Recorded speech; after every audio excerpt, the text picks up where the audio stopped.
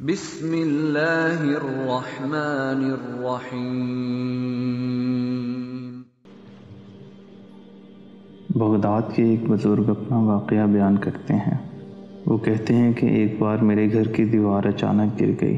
مجھے بڑی پریشانی لاحق ہوئی اور اسے دوبارہ بنوانے کے لیے کسی مزدور کی تلاش میں گھر سے نکلا اور چوراہے پر جا پہنچا۔ وہاں مختلف مزدوروں کو دیکھا جو کام کے انتظار میں بیٹھے تھے۔ ان میں ایک نوجوان بھی تھا جو سب سے الگ تھلگ کھڑا تھا۔ اس کے ایک ہاتھ میں تھیلا اور دوسرے ہاتھ میں تیشا تھا۔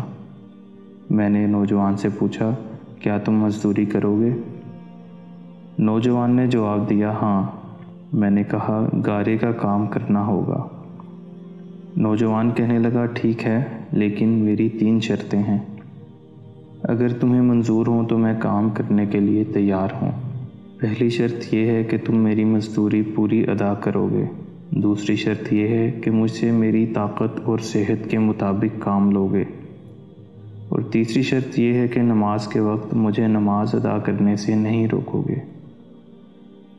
میں نے یہ تینوں شرطیں قبول کر لیں اور اسے ساتھ لے کر گھر آ گیا، جہاں میں نے اسے کام بتایا اور کسی ضروری کام سے باہر چلا گیا۔ جب میں شام کے وقت واپس آیا تو دیکھا کہ اس نے عام مزدوروں سے 2 گنا کام کیا تھا۔ میں نے بخوشی اس کی اجرت ادا کی اور وہ چلا گیا۔ دوسرے دن میں اس نوجوان کی تلاش میں دوبارہ اس چوراہے پر گیا، لیکن وہ مجھے نظر نہیں آیا۔ میں نے دوسرے مزدوروں سے اس کے بارے میں دریافت کیا تو انہوں نے بتایا کہ وہ ہفتے میں صرف 1 دن مزدوری کرتا ہے، باقی دن اللہ تعالیٰ کی عبادت میں گزارتا ہے۔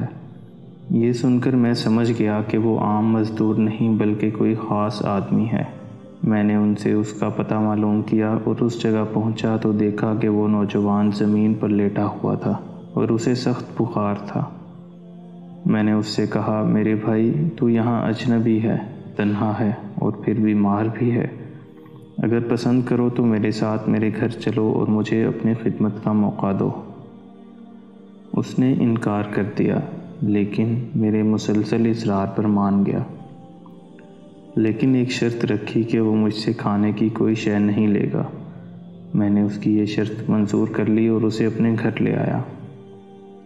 وہ 3 دن میرے گھر قیام پذیر رہا، لیکن اس نے نہ تو کسی چیز کا مطالبہ کیا اور نہ ہی کوئی چیز لے کر کھائی۔ چوتھے روز اس کے بخار میں شدت آ گئی تو اس نے مجھے اپنے پاس بلایا اور کہنے لگا، میرے بھائی، لگتا ہے کہ اب میرا آخری وقت قریب آ گیا ہے، لہٰذا جب میں مر جاؤں تو میری اس وصیت پر عمل کرنا۔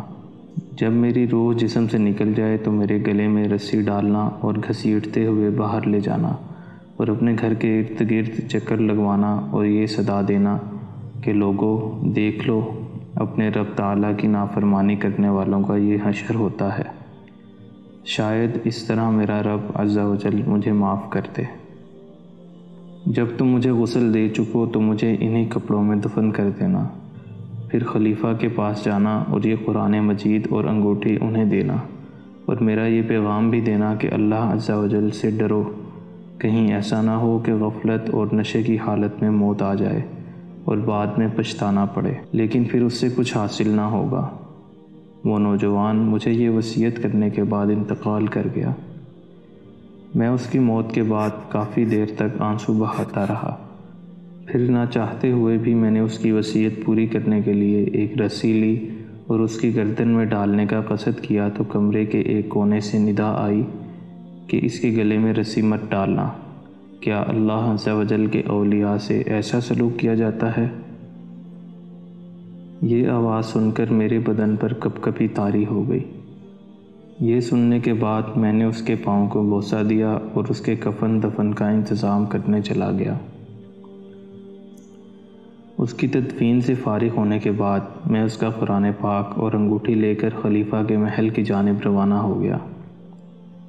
وہاں جا کر میں نے اس نوجوان کا واقعہ ایک کاغذ پر لکھا اور محل کے داروغہ سے اس سلسلے میں بات کرنا چاہی تو اس نے مجھے جھڑک دیا اور اندر جانے کی اجازت دینے کی بجائے اپنے پاس بٹھا لیا۔ آخر کار خلیفہ نے مجھے اپنے دربار میں طلب کیا اور کہنے لگا، کیا میں اتنا ظالم ہوں کہ مجھ سے براہ راست بات کرنے کی بجائے رقیہ کا سہارا لیا؟ میں نے عرض کی اللہ تعالیٰ آپ کا اقبال بلند کرے، میں کسی ظلم کی فریاد لے کر نہیں آیا بلکہ ایک پیغام لے کر حاضر ہوا ہوں۔ خلیفہ نے اس پیغام کے بارے میں دریافت کیا تو میں نے وہ قرآن مجید اور انگوٹھی نکال کر اس کے سامنے رکھ دی۔ خلیفہ نے ان چیزوں کو دیکھتے ہی کہا، یہ چیزیں تجھے کس نے دی ہیں؟ میں نے عرض کی، ایک گارا بنانے والے مزدور نے۔ خلیفہ نے ان الفاظ کو 3 بار دہرایا، گارا بنانے والا، گارا بنانے والا، گارا بنانے والا، اور رو پڑا۔ کافی دیر رونے کے بعد مجھ سے پوچھا، وہ گارا بنانے والا اب کہاں ہے؟ میں نے جواب دیا، وہ مزدور فوت ہو چکا ہے۔ یہ سن کر خلیفہ بے ہوش ہو کر گر گیا اور عصر تک بے ہوش رہا۔ میں اس دوران حیران و پریشان وہیں موجود رہا۔ پھر جب خلیفہ کو کچھ افاقہ ہوا تو اس نے مجھ سے دریافت کیا، اس نے تجھے کوئی وصیت بھی کی تھی؟ میں نے اسے نوجوان کی وصیت بتائی اور وہ پیغام بھی دے دیا جو اس نوجوان نے خلیفہ کے لیے چھوڑا تھا۔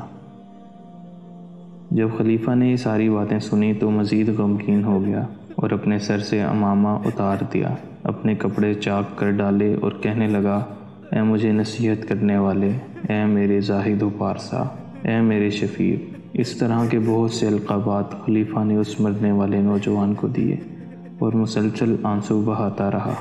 یہ سارا معاملہ دیکھ کر میری حیرانی اور پریشانی میں مزید اضافہ ہو گیا کہ خلیفہ ایک عام سے مزدور کے لیے اس قدر غم زدہ کیوں ہے؟ جب رات ہوئی تو خلیفہ نے مجھ سے اس کی قبر پر لے جانے کی خواہش ظاہر کی تو میں اس کے ساتھ ہو لیا۔ خلیفہ چادر میں منہ چھپائے میرے پیچھے پیچھے چلنے لگا۔ جب ہم قبرستان میں پہنچے تو میں نے ایک قبر کی طرف اشارہ کر کے کہا، عالی جاہ، یہ اس نوجوان کی قبر ہے۔ خلیفہ اس کی قبر سے لپٹ کر رونے لگا۔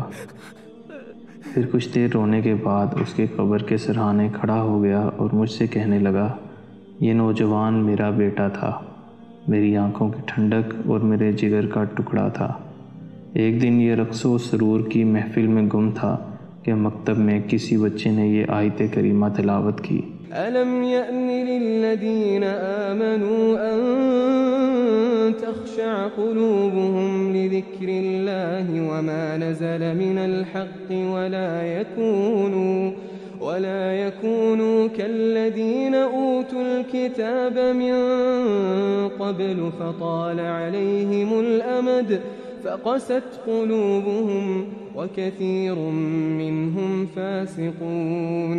کیا ابھی تک مومنوں کے لیے اس کا وقت نہیں آیا کہ اللہ کی یاد کرنے کے وقت اور قرآن جو حق کی طرف سے نازل ہوا ہے اس کے سننے کے وقت ان کے دل نرم ہو جائیں اور وہ ان لوگوں کی طرح نہ ہو جائیں جن کو ان سے پہلے کتابیں دی گئی تھیں، پھر ان پر طویل عرصہ گزر گیا تو ان کے دل سخت ہو گئے اور ان میں سے اکثر نافرمان ہیں۔ جب اس نے یہ آیت سنی تو اللہ تعالیٰ کے خوف سے تھر تھر کانپنے لگا اور اس کی آنکھوں سے آنسوؤں کی جھڑی لگ گئی اور یہ پکار پکار کر کہنے لگا، کیوں نہیں، کیوں نہیں، اور یہ کہتے ہوئے محل کے دروازے سے باہر نکل گیا۔ اس دن سے ہمیں اس کے بارے میں کوئی خبر نہ ملی یہاں تک کہ آج تم نے اس کی وفات کی خبر دی۔